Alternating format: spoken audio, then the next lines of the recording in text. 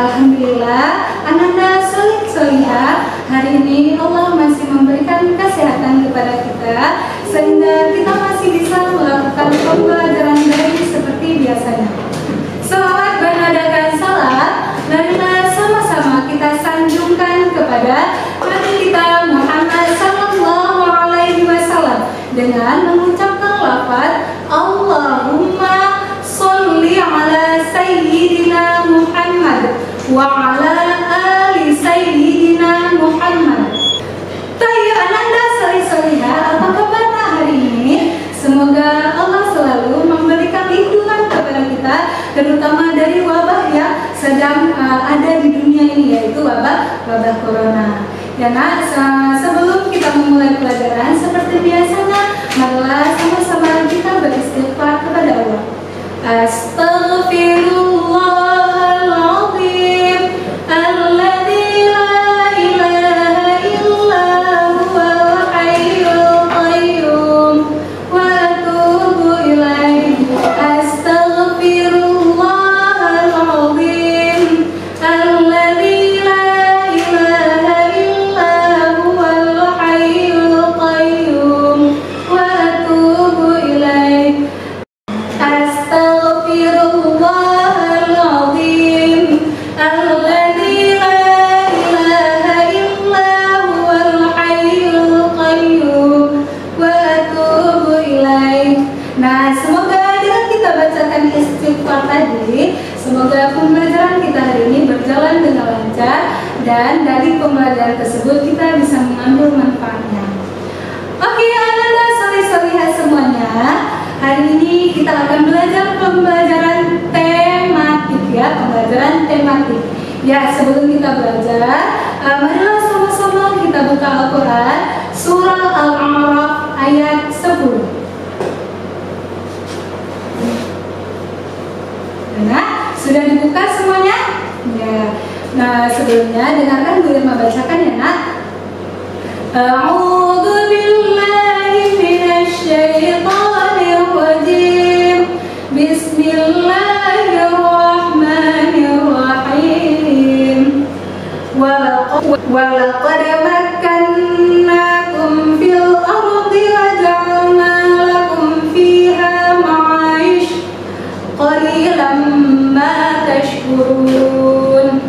Nah, yang artinya, dan sungguh kami telah menempatkan kamu di bumi, dan di sana kami sediakan sumber penghidupan untukmu, tetapi sedikit sekali kamu bersyukur. Dan dalam surah Al-A'raf ayat 10, Allah telah menjelaskan bahwasanya Allah telah menjadikan bumi untuk tempat tinggal dan menjadikan sungai-sungai dan gunung-gunung yang dapat memperoleh manfaatnya. Ya, nak, menjadikan sungai-sungai dan gunung-gunung untuk memperoleh manfaatnya. Ya, kemudian Allah juga mengeluarkan rezeki dari bumi dan telah menjadikan bagi mereka mata pencaharian, dan telah menciptakan mereka dan mengeluarkan mereka rezeki dari untuk mencari mata pencaharian yang bisa menghasilkan penghidupan mereka. Nah, namun dari semua yang Allah telah jadikan, hanya sedikit saja dari mereka yang bersyukur kepada Allah. Nah, dari surah Al-A'raf ayat 10 dan ayat yang sudah dibacakan, nah disebut telah Allah jelaskan bahasanya menjadikan sungai, menjadikan gunung-gunung ya. Dari gunung-gunung itu bisa dihasilkan pepohonan atau apa saja. Nah, dari ayat tersebut hari ini kita akan belajar tentang sumber daya alam. Nah, dari pembelajaran hari ini, Bu Irma harapkan agar Ananda mampu mengetahui perbedaan sumber daya alam hayati dan sumber daya alam non hayati. Kemudian, Bu Irma harapkan Ananda mampu mengetahui perbedaan ciri-ciri contoh sumber daya alam hayati dan non hayati. Dan Bu Irma harapkan Ananda mampu mengetahui manfaat dari sumber daya alam hayati dan non hayati tersebut. Sebelum kita belajar ke materinya, Bu Irma akan menampakkan daya alam. Yuk kita lihat sama-sama. Di sini ada tanah, ya. Kemudian ada batu dan ada tumbuhan. Nah, sumber daya dari contoh tersebut itu terbagi ke sumber daya alam dapat dibagi menjadi dua kelompok, yaitu sumber daya alam hayati dan sumber daya alam non hayati. Nah, untuk mengetahui tumbuhan, batu, dan tanah ini termasuk ke kelompok hayati atau non hayati, kita terlebih dahulu mengetahui pengertian dari sumber daya alam hayati dan sumber daya alam non hayati. Nah, apakah sumber daya alam hayati? Nah, sumber daya alam hayati yaitu sumber daya alam yang dapat diperbaharui. Ya, sumber daya alam yang dapat diperbaharui. Nah, kemudian ciri-ciri contoh dari sumber daya alam dapat diperbaharui yaitu dia hidup. Nah, jadi sumber daya alam hayati itu sumber daya alam yang hidup. Kemudian sumber daya alam yang dapat berkembang biak. Nah, kemudian yang kedua, sumber daya alam non hayati. Ya, sumber daya alam non hayati yaitu sumber daya alam yang tidak dapat diperbaharui. Ya, sekali lagi, sumber daya alam non hayati yaitu sumber daya alam yang tidak dapat diperbaharui. Nah, ciri-ciri contohnya yaitu salah satunya itu benda mati.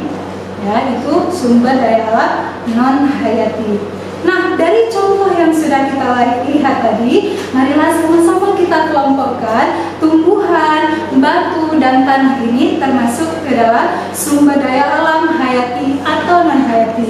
Nah, karena kita sudah mengetahui pengertian dari sumber daya alam hayati yaitu benda yang hidup. Nah, kita berarti contohnya yaitu bunga, yaitu tumbuhan.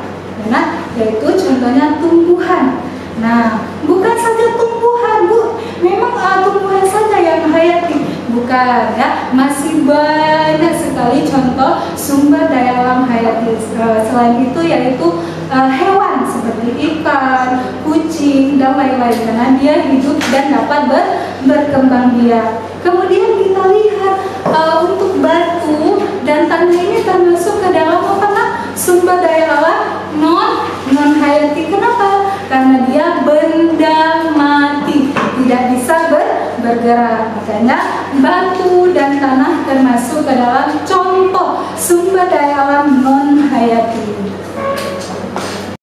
Nah, dari contoh yang sudah kita ketahui tadi, hayati, sumber daya alam hayati dan non hayati itu memiliki manfaat yang sangat banyak. Ya, nah, kita lihat tadi contohnya bunga. Apa sih manfaat dari bunga? Nah, di rumah pasti nih, Umi telah menanam nih banyak kali bunga di rumah. Apa manfaatnya? Yaitu untuk mempercantik rumah kita, untuk menjadi bahan-bahan pajangan ya, yang dapat memperindah suasana rumah. Nah, kemudian bukan hanya tumbuhan bunga ini, kita bisa tumbuhan yang lain juga bisa menjadi obat dan racikan makanan. Contohnya apa? Tumbuhan jahe. Ya, nah, tumbuhan jahe itu bisa menjadi obat, yaitu obat batuk. Ketika radang nih, Ananda Birma soleh-soleh di rumah nih, kalau kita radang nih udah seberapa parah, jangan langsung minum obat. Alternatifnya bisa dengan menghisap jahe atau mengunyah jahe. Kemudian jahe itu juga bisa dimanfaatkan untuk membuat racikan makanan. Nah, Umi ini sering sekali masak. Pasti salah satu makanan yang dimasak Umi itu membutuhkan jahe. Nah, kemudian kita lihat manfaat dari sumber daya alam non hayati. Ya, yaitu tadi kita sudah melihat contohnya batu. Ya, telah melihat contohnya batu. Apa sih yang manfaat dari batu? Nah, batu itu salah satu beberapa manfaatnya. Yang pertama itu bisa membuat fondasi rumah. Ya, rumah yang sedang kita duduki itu sebelum jadi rumah itu fondasinya harus menggunakan batu. Kemudian semen. Semen itu terbuat dari batu yang sebuah semen. Dan yang terakhir apa nak? Yaitu batu itu bermanfaat untuk penahan ombak di lautan supaya tidak terjadi abrasi. Ya, berarti seperti kita lihat di jomplang itu ada penahan batu supaya tidak terjadi abrasi. Nah, kemudian yang sudah kita lihat contoh tadi yaitu tanah. Nah, apa manfaat, salah satu manfaat dari tanah? Yaitu sebagai untuk menanam tumbuhan. Nah, seperti bunga ini. Nah, bunga ini non hayati dia karena hidup, namun juga memerlukan sumber daya alam non hayati yaitu tanah. Nah, alhamdulillah hari ini kita telah belajar sumber daya alam dan pembagiannya yaitu sumber daya alam hayati dan non hayati beserta beberapa contoh yang telah kita ketahui. Nah, Ibu ada satu buah tugas yang harus dikerjakan oleh Ananda di rumah dan didampingi oleh Adik Umi, yaitu Ananda mencari 2 contoh sumber daya alam hayati dan sumber daya alam non hayati. Kemudian jelaskan dalam video ya nak. Contohnya, misalnya sumber daya alam hayati yaitu kucing yang ada di rumah. Nah, Ananda Bu Irma menampakkan kucing dan dengan menyebutkan ciri-ciri dari kucing tersebut, yaitu ciri-ciri contoh sumber daya alam hayati tersebut. Kemudian begitu juga dengan sumber daya alam non hayati. Jangan lupa tugasnya dikumpulkan seperti biasa. Dari pembelajaran hari ini kita akan ambil kesimpulan bahwasanya Allah telah menciptakan berbagai banyak tumbuhan, hewan yang termasuk sumber daya alam hayati dan non hayati. Dan apa yang harus kita lakukan yaitu bersyukur kepada Allah dan menjaga semua ciptaan Allah yang telah Allah ciptakan di muka bumi ini. Hari ini hanya itu pembelajaran dari kita. Semoga dapat bermanfaat bagi Bu Irma dan Ananda Solih-Solihah semuanya. Sebelum kita menutup pembelajaran kita hari ini, marilah sama-sama kita baca doa kafaratul majelis. Subhanakallahumma wa bihamdika asyhadu an la ilaha illa anta astaghfiruka wa atubu ilaik. Mungkin hanya ini pembelajaran kita hari ini. Lebih dan kurang Bu Irma mohon maaf jika ada kesalahan saat penyampaian. Bu Irma minta maaf dengan sebesar-besarnya. Bu Irma akhiri dengan Assalamualaikum